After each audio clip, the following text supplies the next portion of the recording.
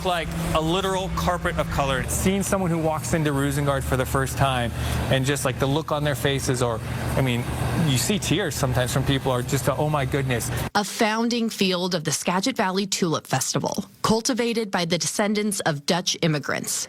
Spanning 140 acres, offering a seasonal spectacle unlike any other. I always say it's kind of like our Super Bowl. We work so hard to see it come to life. Nicole Roozen, of the same family name, is executive director of the festival. I'm really excited to hopefully just see, people come from all over the world to enjoy what we spend so much time preparing for and what we are so proud of. The annual spring celebration has proven to be an economic engine for Skagit Valley and surrounding communities. Data from the Tourism Bureau estimates last year, visitors generated $83 million in revenue. And as Nicole explains, the bloom has been a boon for the county, as this time of year is actually considered farming off-season. An update now today about the bulb worker strike in Skagit Valley. The scene getting very heated as workers on strike push their way into the headquarters at RoozenGaarde. About 100 workers were at the strike today, trying to form a union contract with the farm companies.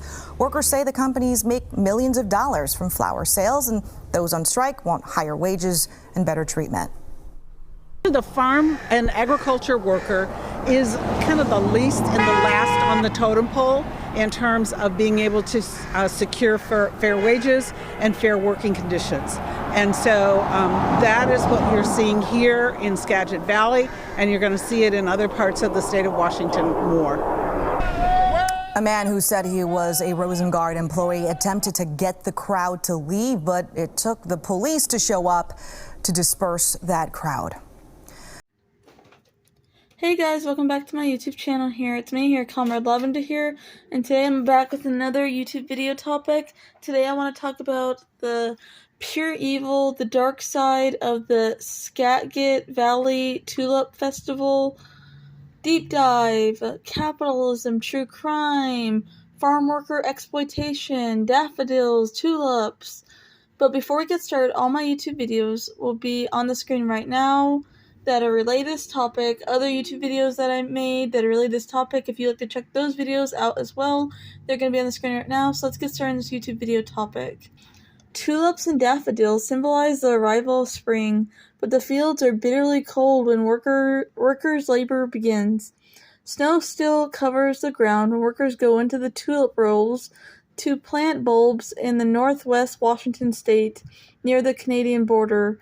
Rosa Martinez held up a sign over her head that read, "Huelga," Spanish for strike, with hands covered in clusters of sores she says were caused by the caustic liquid daffodils released when cut. Martinez said she and other farm workers were left to buy their own medical-grade disposable gloves, which can cost $30 a box. They are only provided a small container of ointment the size of a ketchup packet to treat sores upon request. That and several other complaints prompted Martinez and more than 70 other farm workers employed by Washington Bulb Co. in Mount Vernon to walk off the job with helps of Familias Unidas por la Justicia, an independent union of Indigenous families. The workers are also demanding an increase in wages, guaranteed 8-hour workdays, improved sick leave, and safer application of pesticides. Washington Bulb Co., which farms about 2,000 acres of land, is owned by RoozenGaarde Flowers and Bulbs, the largest tulip-bulb grower in the country, and one of the largest employers in the Skagit Valley. The Skagit Valley Tulip Festival. The festival draws thousands of tourists to view the vast tulip and daffodil fields and spend money on food and logging in the nearby towns of Conner and Mount Vernon. Daffodil sap can cause sores, rashes, or irritation. Skagit Valley economy, much like the rest of Washington's agricultural regions, relies heavily on migrant labor, with workers often forced to toil in harsh weather conditions amid unsafe practices and pesticide exposure. Workers in the tulip and daffodil fields that have become a symbol of Skagit Valley agriculture, wade through deep mud, often getting stuck and needing 2 or even 3 other workers to help pull them out. Farm worker Octavia Sanjo Martinez said in Spanish, "Workers spend hours bent over, leaving them with back pain and sore muscles." She said, "Many women go home after a long day's work to prepare food and take care of their families." Her mother, Concepcion, stood beside her on the picket line with her long sleeves hiding partially healed sores. Santo Martinez said her mother, who speaks Mictero, an indigenous language mainly spoken in Axacan region of Mexico, only received 3 packs of ointment during the entire season. Hermino Juarez has worked in agriculture for over 20 years. The poor working conditions of farm workers experience can exist everywhere, whether it's California or Washington, he said in Mixteco through an interpreter. Juarez has been working 7 days a week, as it is common, and he was fired recently for taking a Sunday off, he said. Adding to the list of complaints, he said supervisors keep track of bathroom breaks, and workers spend much of their break time going back and forth to their cars.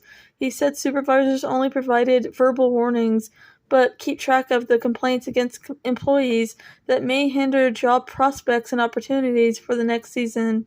Intimidation from superiors plays a major role in workers' decisions to remain quiet and work through abuses, Juarez said. Often a crew of 80 people will have to share a small barrel of water.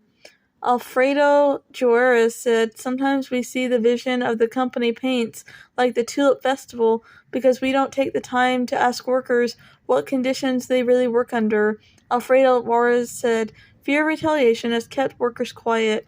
Frank said, "Many workers don't speak English or Spanish, making it difficult for them to understand their rights.